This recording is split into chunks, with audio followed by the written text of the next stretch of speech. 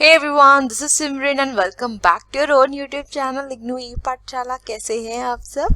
उम्मीद करती हूँ बहुत अच्छे होंगे, अपने घर में सेफ होंगे और अपनी प्रिपरेशन भी आप रेगुलर बेसिस पर कर रहे होंगे। तो आज हम अपनी यूनिट को कंटिन्यू करेंगे और डिस्कस करेंगे फॉरेन एक्सचेंज मार्केट के फंक्शंस के बारे में और साथ ही जानेंगे कि फॉरेन एक्सचेंज रेट्स होते क्या हैं। आज का सेशन आपका बहुत ज़्यादा इम्पोर्टेंट रहने वाला है क्योंकि फॉरेन एक्सचेंज रेट से क्वेश्चंस काफ़ी बार पूछे गए हैं, ठीक है। But before starting this session I wish you all मेरी क्रिसमस।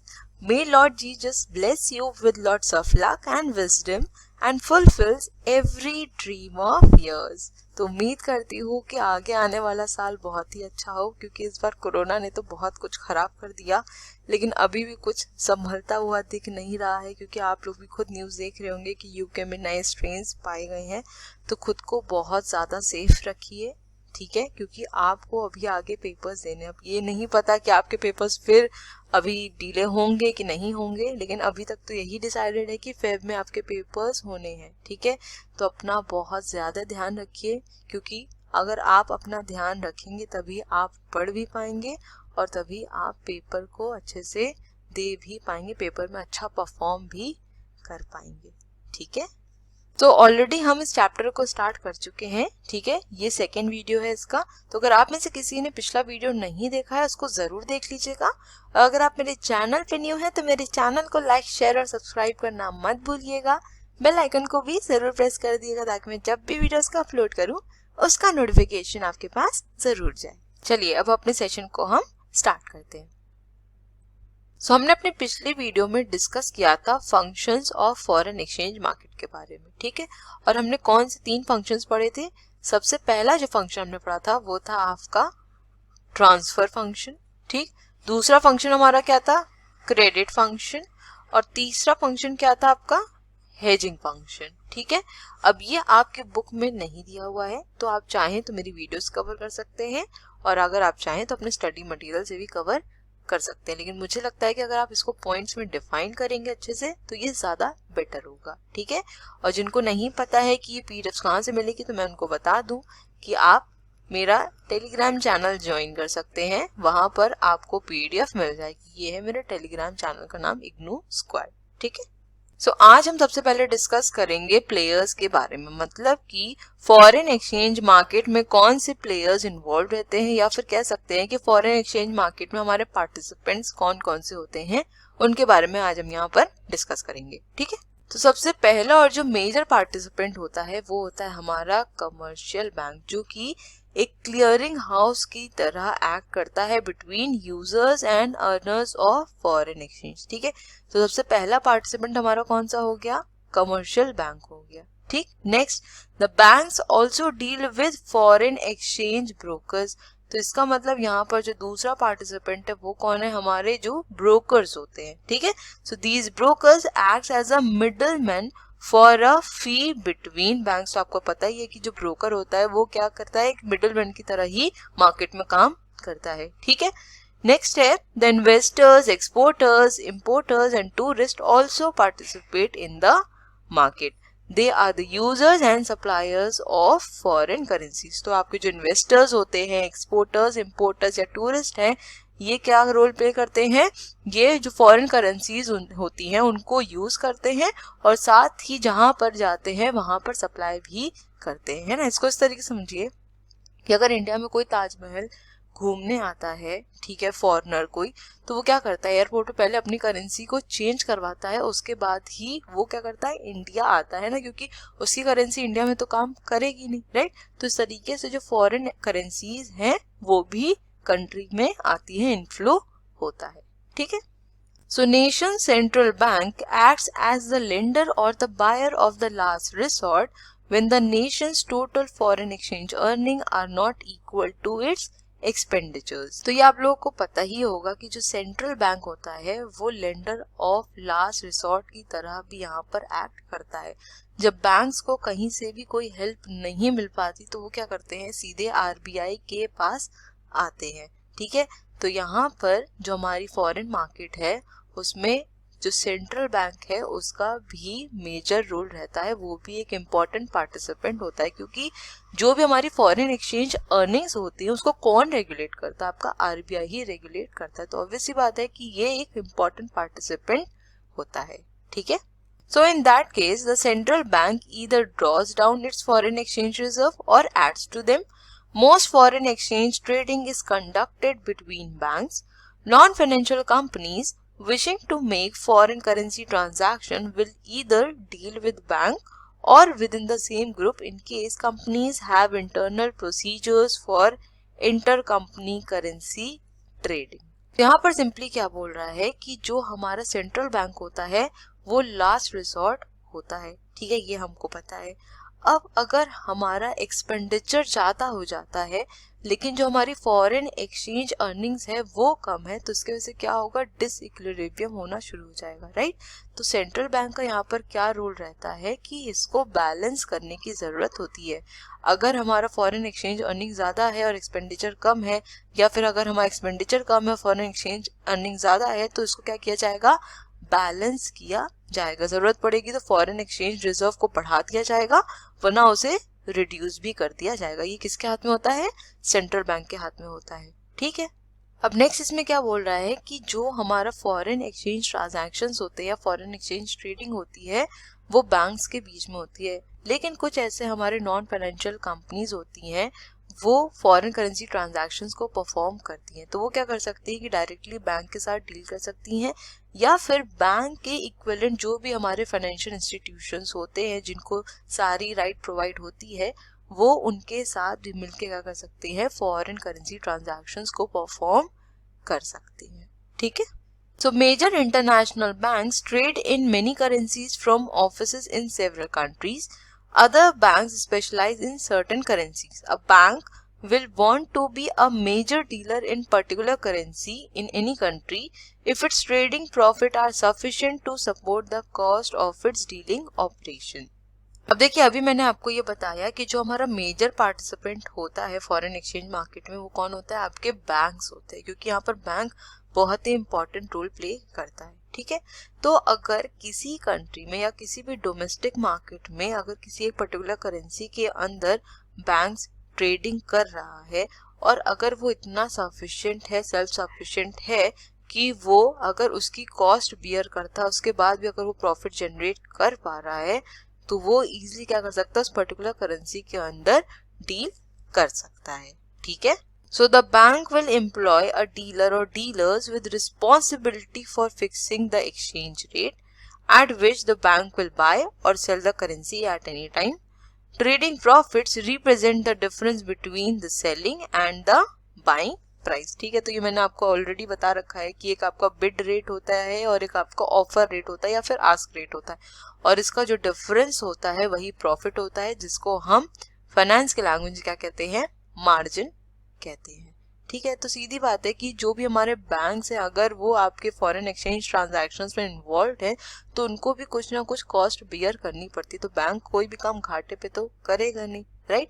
तो अगर उसको प्रॉफिट जनरेट हो रहा है पर्टिकुलर करेंसी की ट्रेडिंग में, तभी वो क्या करेगा? आगे उन ट्रांजैक्शंस को परफॉर्म करेगा, ठीक है।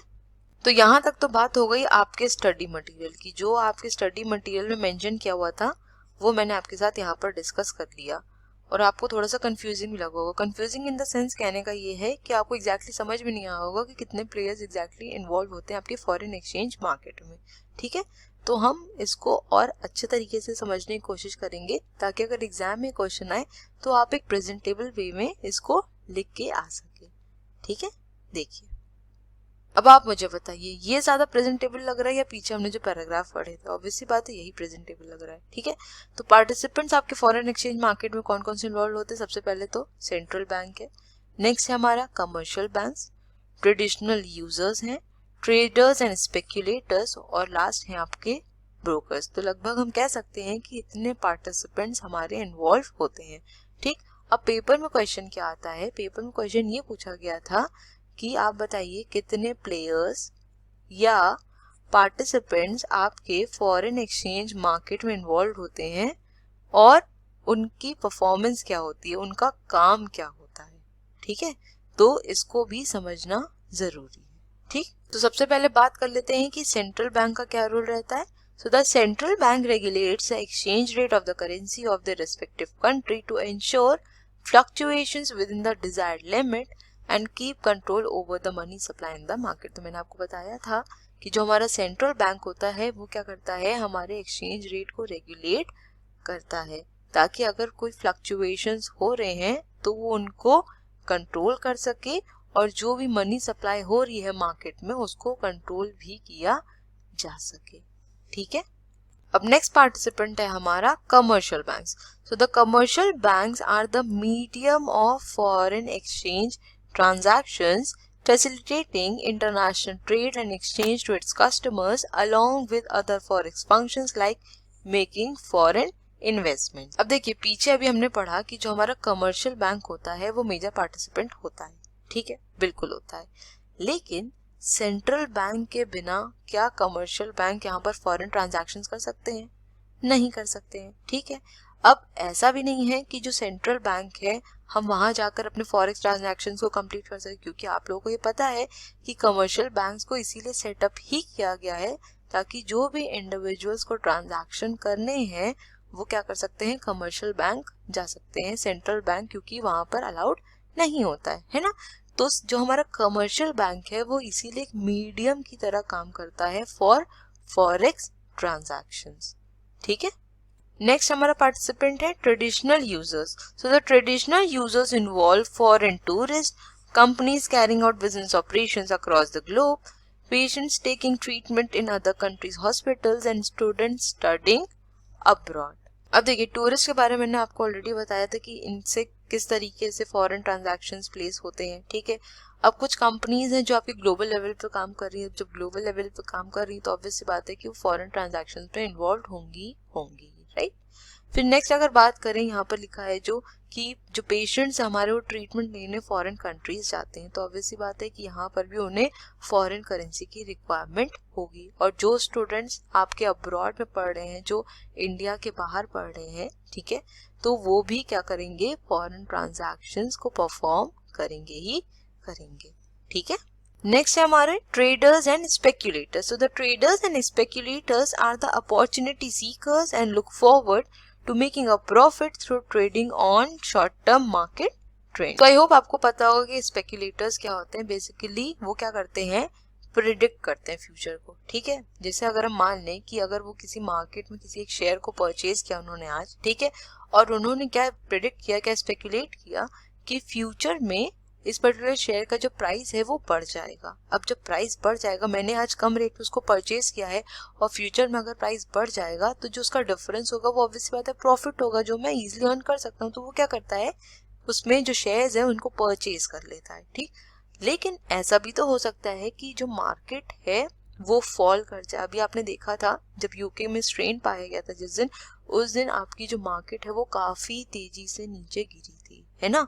तो अगर किसी ने इस चीज को स्पेकुलेट नहीं कर पाया तो क्या होगा, उसको हेवी लॉस भी यहाँ पर हो सकता है. तो बेसिकली आपके स्पेकुलेटर्स क्या होते हैं, वो इन्वेस्टमेंट करते हैं, न्यू अपॉर्चुनिटीज को ढूंढते हैं और उन अपॉर्चुनिटीज के थ्रू प्रॉफिट को जनरेट करने की कोशिश करते हैं. ठीक है. और लास्ट है हमारे brokers. So they are considered to be the financial experts who act as an intermediary between the dealers and the investors by providing the best quotation. So I hope आपको ब्रोकर्स के बारे में पता ही होगा, जिन्हें हम दलाल भी कहते हैं हिंदी में, राइट.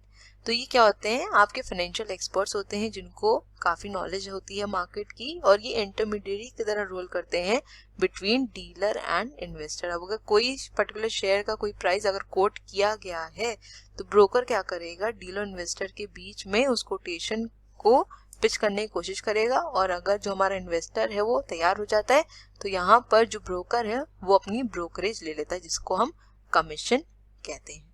ठीक है. अब नेक्स्ट डिस्कस कर लेते हैं एडवांटेजेस और significance of foreign exchange market के बारे में.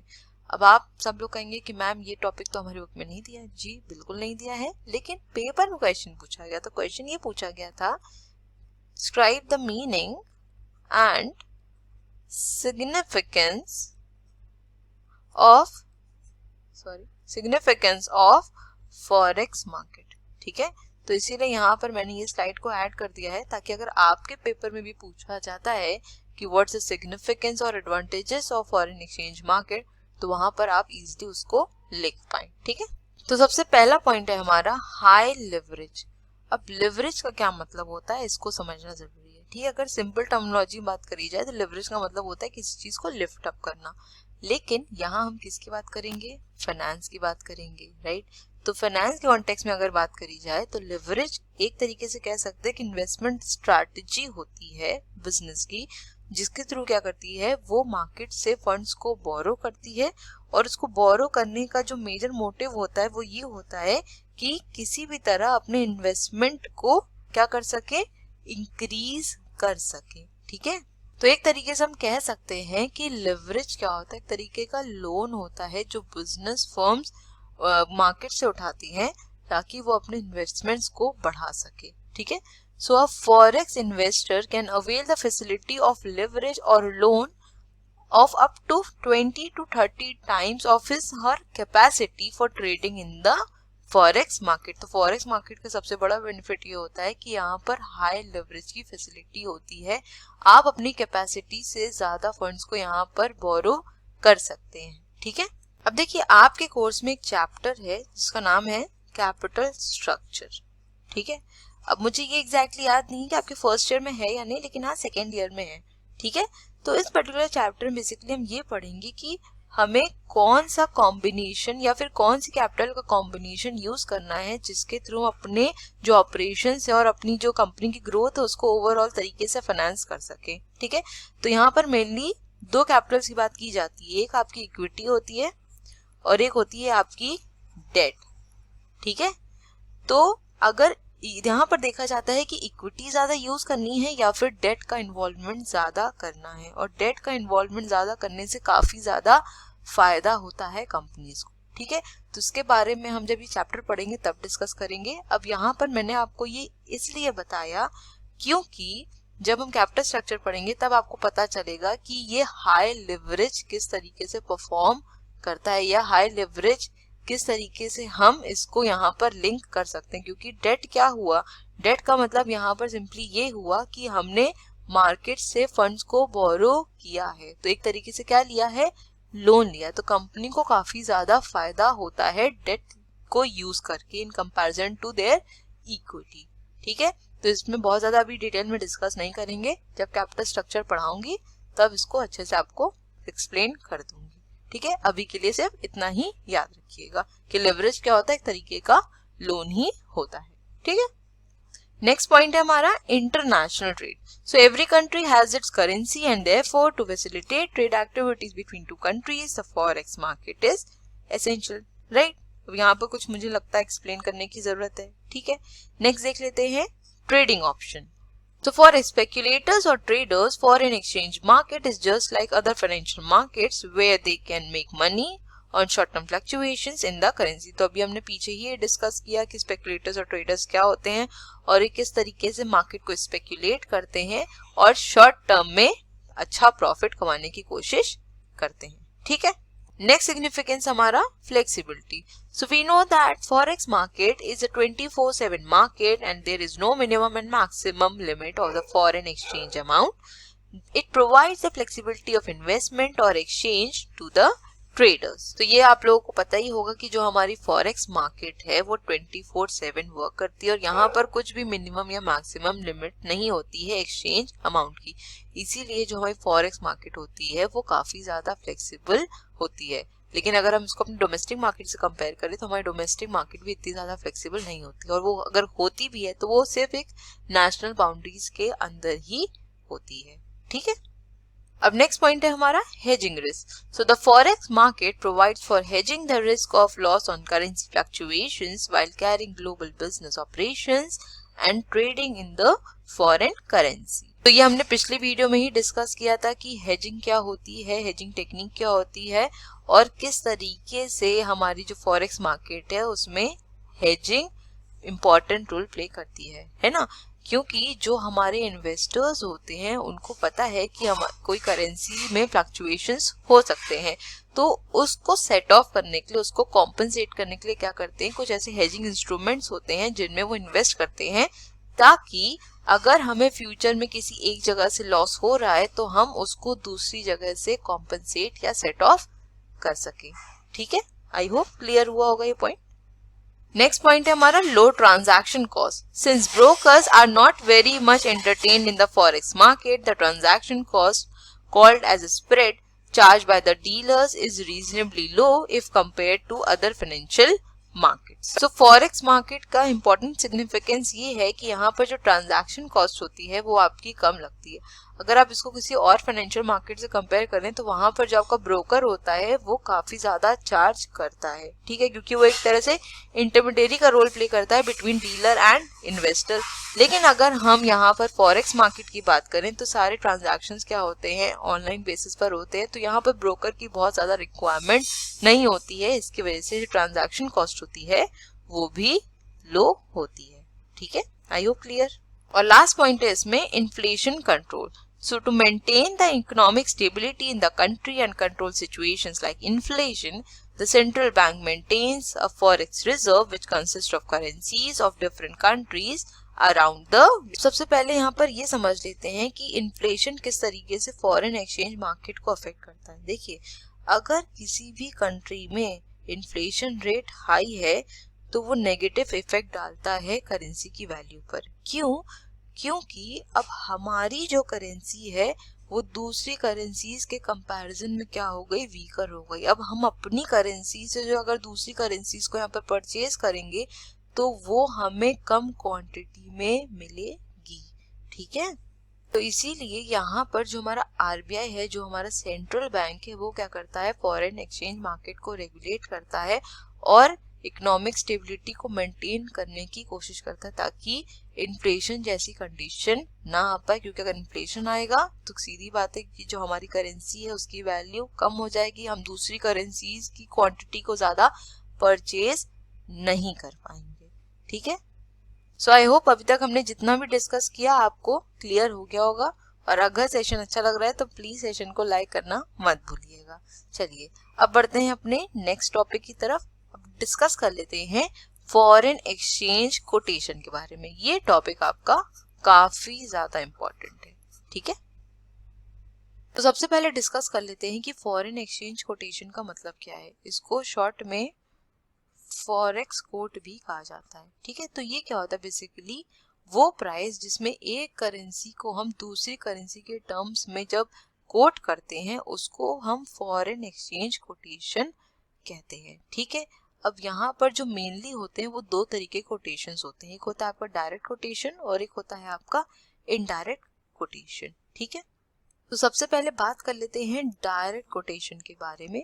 So it is the price of 1 unit of foreign currency quoted in terms of the home countries currency. In other words, it is the home currency that would cost you to purchase 1 unit of foreign currency. देखिए, इसको समझने की कोशिश करिए कि direct quotation क्या कह रहा है। इसमें सिंपली ये बोल रहा है कि जब हम एक यूनिट फॉरेन करेंसी को कोट करते हैं अपनी होम कंट्री की करेंसी में तो उसको डायरेक्ट कोटेशन कहते हैं। मतलब कि अगर मैंने यहाँ लिखा $1 इक्वल्स टू 70 रुपीज, तो ये हो गया हमारा डायरेक्ट कोटेशन। एक एक वर्ड को ध्यान से पढ़िएगा।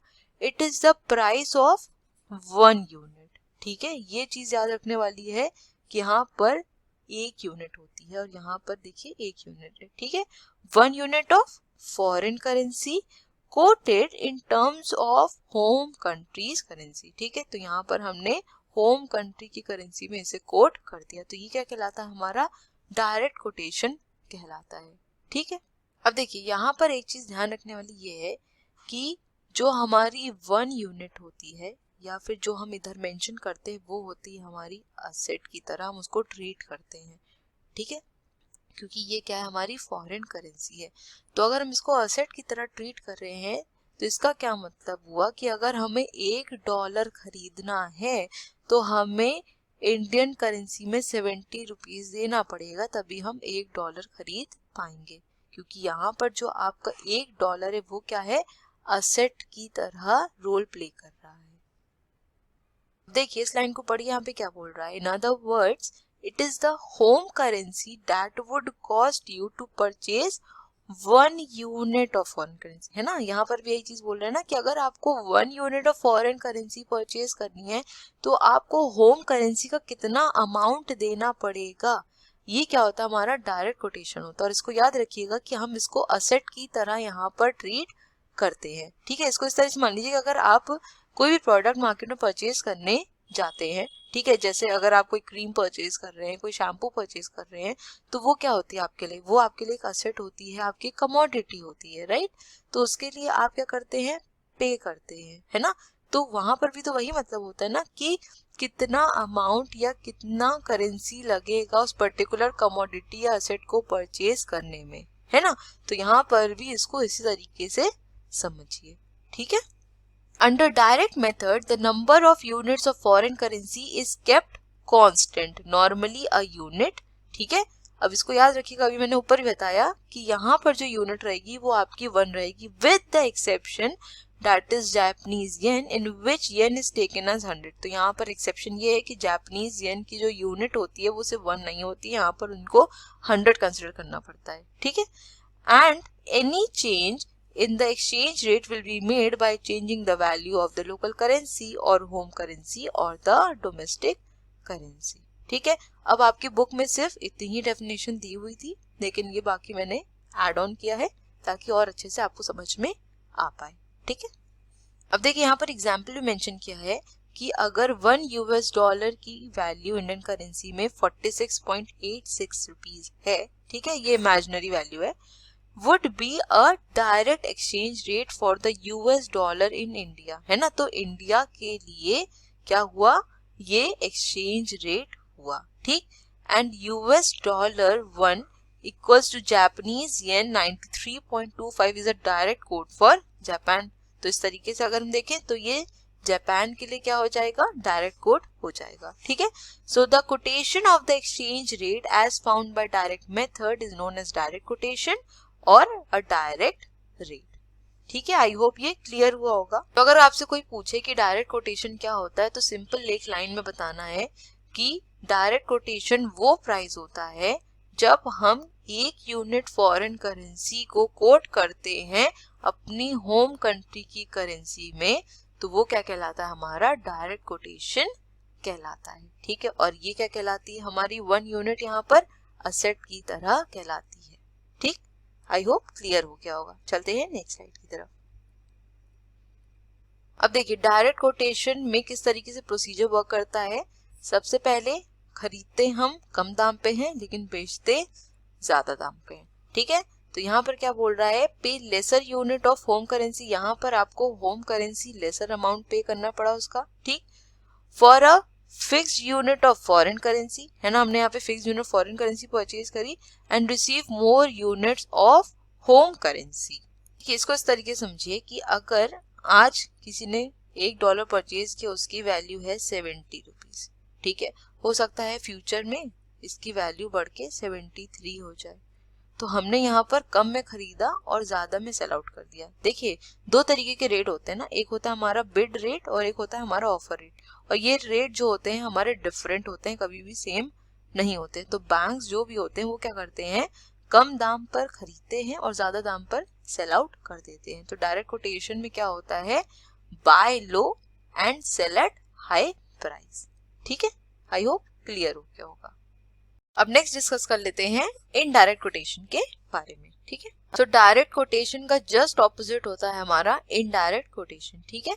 So it is the price of 1 unit of home countries currency quoted in terms of foreign currency. अभी हमने पीछे क्या डिस्कस किया था डायरेक्ट कोटेशन में कि डायरेक्ट कोटेशन क्या होता है, it is the price of 1 unit of foreign currency quoted in terms of home countries currency, है ना। और यहाँ पर क्या बोल रहा है, it is the price of 1 unit of home countries currency quoted in terms of foreign currency. मतलब कि एकदम एग्जैक्टली रिवर्स कर दिया, तो वो क्या बन गया, आपका इनडायरेक्ट कोटेशन बन गया, ठीक है। देखिए एग्जाम्पल समझते हैं। अभी हमने पीछे क्या एग्जाम्पल लिया था कि अगर $1 70 रुपीज का है और अगर हमने इसको इस तरीके से कोट किया तो ये क्या कहलाता है, हमारा डायरेक्ट कोटेशन कहलाता है। ठीक है, अब देखिए, अब अगर मैंने इसको इस तरीके से लिखा ₹70 इक्वल्स टू $1, ठीक है। अब हमें क्या बोला गया है कि 1 unit of home country currency, बना लेते हैं इसको 1 यूनिट, 1/70 तो ₹1 की जो वैल्यू आएगी वो कितनी आ जाएगी, आपका $0.0142। तो ये क्या हो गया हमारा, ये हो गया इनडायरेक्ट कोटेशन। ठीक है, यहाँ पर आपने क्या किया, अपनी जो होम कंट्री की करेंसी है उसको फॉरेन करेंसी में कोट कर दिया, तो ये कहला गया हमारा इनडायरेक्ट कोटेशन और ये क्या था, हमारा डायरेक्ट कोटेशन था। ठीक है, so in other words it is the amount of foreign currency that you can buy using 1 unit of your own currency। तो यहाँ पे इस पर्टिकुलर लाइन से हमें क्या क्लियर होता है कि हम ₹1 से $0.0142 परचेज कर सकते हैं। ठीक है, आई होप ये चीज क्लियर हो गई होगी और कंफ्यूजन नहीं होगा कि डायरेक्ट कोटेशन क्या होती है और इनडायरेक्ट कोटेशन क्या होती है। डायरेक्ट कोटेशन क्या होगी, जब हम फॉरेन करेंसी में अपनी करेंसी को कोट करेंगे तो क्या होगी, डायरेक्ट कोटेशन, और जब हम अपनी होम कंट्री करेंसी में फॉरेन करेंसी को कोट करेंगे तो क्या हो जाएगी, इनडायरेक्ट कोटेशन हो जाएगी। ठीक है, thus in indirect method the number of units of local currency are kept constant, मतलब 1 रखनी है, and the number of units of foreign currency change। ठीक है, तो यहाँ पर फॉरेन करेंसी चेंज होगी और जो हमारी होम कंट्री करेंसी है वो कांस्टेंट रहेगी। लेकिन डायरेक्ट कोटेशन में क्या था, जो हमारी फॉरेन करेंसी थी वो कांस्टेंट थी और जो होम कंट्री की करेंसी थी वो चेंज हो रही थी। ठीक, so under indirect method any change in exchange rate is stated as a change in the number of units of foreign currency. अब यहाँ पे देखिए एग्जाम्पल क्या दिया है, $2.2153 is equal to Indian rupees of 100। अब अभी हमने पढ़ा कि जो हमारी लोकल करेंसी होगी इनडायरेक्ट कोटेशन में वो क्या रहेगी, कांस्टेंट रहेगी, मतलब यूनिट उसकी 1 रहेगी, है ना। अब यहाँ पर लिखा है 100 तो क्या करेंगे, इसको सिंपली कन्वर्ट कर लेंगे। ठीक है, देखिए यहाँ पर क्या बोल रहा है कि 100 रुपीज की जो वैल्यू है डॉलर्स में वो कितनी है, $2.2153 है। ठीक है, इसको कन्वर्ट कर लेते हैं। यहाँ अगर हमने इसको ऐसे लिखा तो ये आ जाएगा 2.2153 डिवाइड बाय 100। ठीक, तो यहाँ पर ₹1 की जो वैल्यू आ जाएगी वो कितनी आ जाएगी, $0.0225153। ठीक है, तो ये कन्वर्ट हो गया, तो इसका मतलब क्या हुआ कि ₹1 से हम $0.0225153 को परचेज कर सकते हैं। ठीक है, so the method in which the foreign exchange rate is derived by keeping local or home or domestic currency constant and the rate is expressed in number of units of foreign currency is known as indirect method। अब I hope आपको यहाँ पर उसकी wordings भी clear हो रही होंगी। अगर आप एग्जाम्पल को कंसिडर करके लिखेंगे तो आपको ये याद भी करने की जरूरत नहीं पड़ेगी। ठीक है, और आपकी बुक में सिर्फ इतना ही मेंशन किया हुआ था, वो यहाँ पर मैंने आपको प्रोवाइड कर दिया है। बाकी जितना भी कंटेंट है मैंने इंटरनेट से ही निकाला है, तो आप इजीली इसको लिख सकते हैं, कोई दिक्कत नहीं है। ठीक है, now indirect quotation is also known as foreign currency quotation और इनडायरेक्ट कोटेशन और सिंपली करेंसी कोटेशन भी इसको कहते हैं। ठीक है, thus under indirect quotation या indirect method the change in exchange rate is shown by changing the number of units of foreign currency and keeping the home currency as constant। ठीक है, तो इनडायरेक्ट कोटेशन में हमारी जो foreign currency है उसमें changes आएंगे लेकिन हमारी होम करेंसी कांस्टेंट रहेगी। और डायरेक्ट कोटेशन में क्या होता है, जस्ट ऑपोजिट हो जाता है, हमारी जो होम करेंसी रहती है वो फ्लक्चुएट करती है, उसमें चेंजेस आते हैं, लेकिन जो फॉरेन करेंसी होती है वो क्या रहती है, कांस्टेंट रहती है। ठीक है, आई होप डायरेक्ट और इनडायरेक्ट कोटेशन क्लियर हो गया होगा। अब देखिए यहाँ पर क्या बोल रहा है कि जो इनडायरेक्ट कोटेशन होता है उसमें क्या होता है कि हम लोग ज्यादा में खरीदते हैं और कम में बेचते हैं, लेकिन डायरेक्ट कोटेशन में क्या था कि हम लोग कम में खरीदते थे और ज्यादा में सेल आउट करते थे। ठीक है, so by high acquired more units of foreign currency, ठीक है, क्योंकि यहाँ पर हमने फॉरेन करेंसी जो अक्वायर करी है वो ज्यादा है, ठीक है, for a fixed unit of home currency and part with lesser units of foreign currency, ठीक है। अब यहाँ पर देख लेते हैं एक एग्जाम्पल। अब आप लोग कहेंगे मैम आपने एग्जाम्पल बता तो दिया, कितने एग्जाम्पल बताएंगे। देखिए ये एग्जाम्पल थोड़ा अलग है क्योंकि यहाँ पर आपको आइडेंटिफाई करना है कि कौन सा यहाँ पर डायरेक्ट कोट है और कौन सा इनडायरेक्ट। और ये मैं इसलिए करवा रही हूँ क्योंकि आपके प्रीवियस ईयर में इससे रिलेटेड एक क्वेश्चन आया है पेपर में, ठीक है। देखिए मुझे क्वेश्चन एग्जैक्टली याद नहीं कि कौन से ईयर में आया था, लेकिन क्वेश्चन ये है distinguish between direct and indirect exchange rate quote. If the exchange rate is ₹44 per US dollars, how can it be quoted in indirect quote? ठीक है, तो मतलब यहाँ पर सिंपल सा कहने का ये है कि आपको पता होना चाहिए कि डायरेक्ट कोट में किस तरीके से रिप्रेजेंट किया जाता है, इनडायरेक्ट कोट में किस तरीके से रिप्रेजेंट किया जाता है। तो इसीलिए इसको समझना यहाँ पर जरूरी है, ठीक है। यहाँ पर एग्जाम्पल सिंपल सा ये बोल रहा है कि मुंबई का बैंकर है, उसने डिफरेंट कोड्स यहाँ पे रिप्रेजेंट कर रखी है, ठीक। अब हमको यहाँ पे आइडेंटिफाई करना है कि कौन सी कोड डायरेक्ट है और कौन सी कोड इनडायरेक्ट है, ठीक है। और ये रही इसकी कोड्स, ठीक। चलते हैं नेक्स्ट स्लाइड पे। अब हम लाइन से एक एक कोड को यहाँ पर डिस्कस करते हुए चलेंगे, ठीक है, ताकि आपको अच्छे से क्लियर हो जाए। कोशिश ये करिएगा कि पहले की 2 कोड मैं आपको समझा दूंगी, लास्ट के 2 भी समझाऊंगी, लेकिन लास्ट के 2 के लिए मैं आपसे ये कहूंगी जब आपको पहले की 2 कोड समझ में आ जाए तो आप नेक्स्ट 3rd और 4th कोड को खुद से ट्राई करिएगा और उसके बाद वीडियो देखिएगा। मतलब कि वीडियो देख रहे हैं तो वीडियो को पॉज करिएगा, खुद से पहले उसको ट्राई करिएगा कि आपको कितना क्लियर हुआ, फिर उसको वेरीफाई करिएगा। तो इससे क्या होगा कि आपकी प्रैक्टिस भी हो जाएगी और आपको इसे याद करने की जरूरत भी नहीं पड़ेगी, ठीक है। देखिए यहाँ पर बात किसकी हो रही है, मुंबई बैंकर की। अब मुंबई कहाँ आता है, इंडिया में आता है, तो इंडिया की करेंसी क्या है, रुपी, ठीक है। ये चीज तो आपको क्लियर ही है, राइट। अब देखिए सबसे ध्यान जो देने वाली बात है वो ये है जो कोड्स है, ठीक। सबसे पहले स्विस क्रोनर में क्या लिखा हो, यहाँ पे रेट कितना दिया है 5.750 और कोड क्या है रुपीज पर क्रोनर, मतलब कि 1 क्रोनर हमारा कितना है 5.750 है ना, यही लिखा है, राइट। अब आप मुझे बताइए कि ये क्या है, डायरेक्ट कोट है या इनडायरेक्ट कोट है।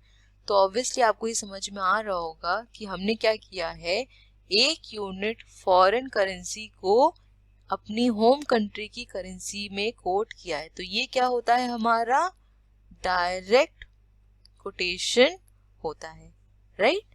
अब देखिए सी rupees per kroner is the home currency per unit of foreign currency, hence it is a direct quote, ठीक है। आई होप ये क्लियर हुआ। तो आई होप आपको क्लियर हो गया होगा कि ये डायरेक्ट कोट कैसे है, ठीक। अब अगर हमें इसका इनडायरेक्ट कोट निकालना है तो वो कैसे निकालेंगे, इसको भी देख लीजिए। अभी हमने क्या बात करी थी कि 1 kroner is equal to ₹5.750, right. ये क्या था, हमारा डायरेक्ट कोड था, ठीक। अब इनडायरेक्ट कोड निकालना है तो मैंने क्या बताया था, इनडायरेक्ट कोड में क्या होगा, जो हमारी अपनी होम कंट्री करेंसी है उसको क्या करेंगे, हम फॉरेन करेंसी में कोट करेंगे, ठीक है। तो इसको इस तरीके से लिख लेते हैं, ₹5.750 इक्वल्स टू 1 क्रोनर, इसको शॉर्ट में लिख दे रही हूँ, ठीक। अब हमें क्या निकालना है, यूनिट में, है ना, मैंने बताया था ना आपको कि ये यूनिट में निकलेगा। तो यह आ जाएगा 5.750 क्रोनर, ठीक है। तो ये क्या हो गया, इनडायरेक्ट कोट हो गया, ठीक है, सिंपल। अब देखिए यहाँ पर मैंने मेंशन भी कर दिया था इसको ताकि स्लाइड में मिल जाए आपको, ठीक है। So the corresponding indirect quote is 1/DQ, DQ मतलब आपका डायरेक्ट कोट, ठीक है, that is 1/5.75 which will come to 0.1739 kroner per rupee, ठीक है। आई होप क्लियर हो गया होगा आपको ये फर्स्ट एग्जाम्पल। अब आ जाते हैं हम अपने नेक्स्ट एग्जाम्पल की तरफ। अब नेक्स्ट है हमारा यहाँ पर करेंसी यूरो, ठीक है। अब कोड क्या किया गया है, यूरो पर रुपी, मतलब कि 1 rupee is equal to euro, ठीक है, 0.0191। अब ये क्या हुआ, ये हुआ हमारा इनडायरेक्ट कोटेशन, क्योंकि हमने होम कंट्री की करेंसी में फॉरेन करेंसी को यहाँ पर कोट किया है। ठीक है, आई होप अब आपको कॉन्सेप्ट क्लियर हो गया होगा कि exactly direct quote indirect coat होता क्या है। अब आपको याद करने की जरूरत नहीं पड़ेगी। ठीक, देखिए क्या लिखा है यहाँ पर, यूरो पर रुपी is a foreign currency per unit of home currency, है ना, so hence an indirect coat. ठीक है, आई होप क्लियर हो गया। अब जिस तरीके से हमने पीछे अभी डायरेक्ट कोट को इनडायरेक्ट कोट में निकाला था, अब इसको इनडायरेक्ट कोट को भी हम डायरेक्ट कोट में यहाँ पर निकाल सकते हैं। ठीक है, कैसे निकालेंगे, सिंपल सी बात है, यहाँ पर लिखेंगे 0.0191 इज इक्वल टू 1 रुपी। ठीक है, अब हमें क्या निकालना है, इसका निकालना है, तो लिखेंगे इसको 1 is equal to 1 upon 0.0191 which will come to rupees 52.35। ठीक है, आई होप क्लियर हुआ होगा। और एक चीज यहाँ पे मैं मेंशन करना चाहूंगी, मुझे पता है कि मैंने ये यूरो का साइन प्रॉपरली नहीं बनाया है, तो प्लीज कोई भी इस चीज का बुरा मत मानिएगा, जहाँ की भी करेंसी अगर वो कोई पर्सन ऐसा देख रहा है ये वीडियो तो। ठीक है, अब नेक्स्ट डिस्कस कर लेते हैं सिंगापुर डॉलर के बारे में। अब यहाँ पर कोड क्या किया गया है, सिंगापुर डॉलर पर रुपी, है ना, तो 1 rupee is equal to 0.0388 SGD। ठीक है, तो ये क्या हो गया, ऑब्वियसली बात है, ये हो गया हमारा इनडायरेक्ट कोड, और इसको अगर डायरेक्ट कोड में कन्वर्ट करना है तो क्या कर देंगे, इसका जस्ट रिवर्स कर देंगे। ठीक है, क्लियर हो गया होगा अब तक तो आपको। देखिए, SGD पर रुपी is a foreign currency per unit of home currency, hence it is an indirect code, और अगर हमें इसे डायरेक्ट कोड में कन्वर्ट करना है तो इस तरीके से हम इसे कर सकते हैं। ठीक, क्लियर। और लास्ट है हमारा UAE दिरहम, है ना, UAE की जो करेंसी है उसको दिरहम कहा जाता है। ठीक, अब देखिए इसको किस तरीके से कोड किया गया है, रुपीज पर दिरहम, मतलब कि 1 दिरहम इज इक्वल टू रुपीज 12.15। ये क्या हो गया हमारा डायरेक्ट कोटेशन हो गया, है ना, और इसको अगर हम इनडायरेक्ट कोटेशन में चेंज करना है तो सिंपली क्या करेंगे, इसका रिवर्स कर लेंगे। ठीक है, देखिए, hence rupees per dirham is home currency per unit of foreign currency, it is a direct code, और अगर हमें इसे इनडायरेक्ट कोड में कन्वर्ट करना है तो सिंपली क्या करेंगे, 1/12.15 which will come to around 0.0823 दिरहम पर रुपी। ठीक है, सो आई होप अब आपको क्लियर हो गया होगा कि डायरेक्ट कोड क्या होता है, इनडायरेक्ट कोड क्या होता है, और इसको किस तरीके से कन्वर्ट भी किया जाता है और किस तरीके से इसे रिप्रेजेंट किया जाता है। तो अगर पेपर में अब आपके क्वेश्चन आता है तो मुझे लगता है आप इजीली उसको अटेम्प्ट कर पाएंगे। ये एक तरीके से समझ लीजिए फ्री का नंबर है, और जो मैंने आपको क्वेश्चन बताया था वो 20 मार्क्स का क्वेश्चन था। ठीक है, तो आपको अब यहाँ पे पता ही चल गया कि डायरेक्ट कोटेशन क्या होती है, इनडायरेक्ट कोटेशन क्या होती है। अगर पेपर में डिफरेंस ही पूछेगा तो भी आप इजीली लिख सकते हैं, और इस डिफरेंस में अगर आप एग्जांपल्स को मेंशन करेंगे तो वो ज्यादा अच्छा रहेगा। ठीक, अब नेक्स्ट डिस्कस कर लेते हैं क्रॉस रेट के बारे में। सो cross rate is a foreign currency exchange transaction between two currencies that are both valued against a third currency. In foreign currency exchange markets, the US dollar is a currency that is usually used to establish the values of the pair being exchanged. देखिए, cross rate को इस तरीके से समझिए, अगर जिन भी currencies को आपस में एक्सचेंज किया जा रहा है, उनके प्राइस आपस में कोट किए जा रहे हैं, उनमें से कोई भी करेंसी अगर आपकी यूएस डॉलर नहीं है तो उसको हम सिंपली क्रॉस रेट कहते हैं। मतलब यहाँ पर कहने का ये है कि अगर यहाँ पर दो करेंसी आपकी रुपीज और येन इन्वॉल्व है तो यहाँ पर आपका यूएस डॉलर नहीं इन्वॉल्व है ना, तो ये क्या हो गई, हमारी नॉन डॉलर करेंसीज हो गई। ठीक, तो जब हमारी करेंसीज की जो एक्सचेंज होती है वो नॉन डॉलर ट्रांजैक्शन में या फिर नॉन डॉलर करेंसीज में अगर हो रही है तो उसको हम सिंपली क्रॉस रेट कहते हैं।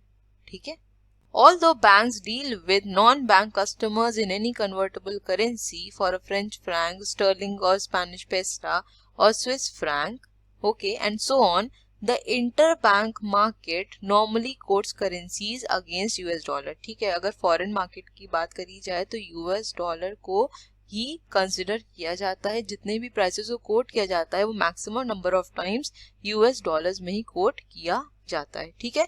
This avoids the trouble of having to quote many individual rates between currencies. और वो इसीलिए किया जाता है क्योंकि अब यहाँ पर अगर मैं जो एग्जांपल ली थी कि अगर रुपीस है और यहाँ पर येन है, तो अगर हमको यहाँ पर कन्वर्जन करना है तो पहले क्या करना पड़ेगा, हमको अपनी करेंसी को यूएस डॉलर से एक्सचेंज करना पड़ेगा, फिर यूएस डॉलर इन्हें देना पड़ेगा, फिर ये भी क्या करेंगे, अपनी करेंसी को यूएस डॉलर से एक्सचेंज करेंगे, है ना। तो ये काफ़ी ज़्यादा यहाँ पर कंफ्यूजन हो जाता है और काफ़ी टाइम भी लगता है। तो इसीलिए यूएस डॉलर को ही स्टैंडर्ड करेंसी मान के ही सारे ट्रांजैक्शंस किए जाते हैं इंटरनेशनल मार्केट में, ठीक है।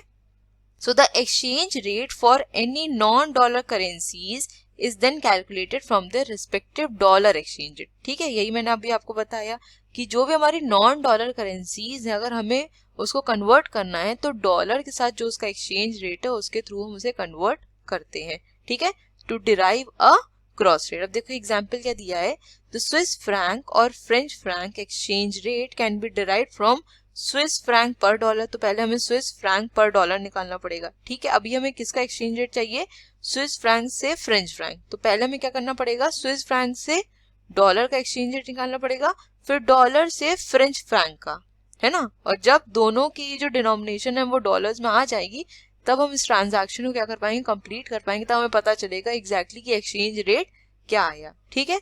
So cross rates are the rates between two currencies where neither one is the US dollar. मतलब कि जो भी करेंसीज हमने यहाँ पर एक्सचेंज रेट में कंसिडर करी है, अगर उनमें से कोई भी करेंसी हमारी यूएस डॉलर में नहीं है तो वो क्या कहलाता है, क्रॉस रेट कहलाता है, ठीक है।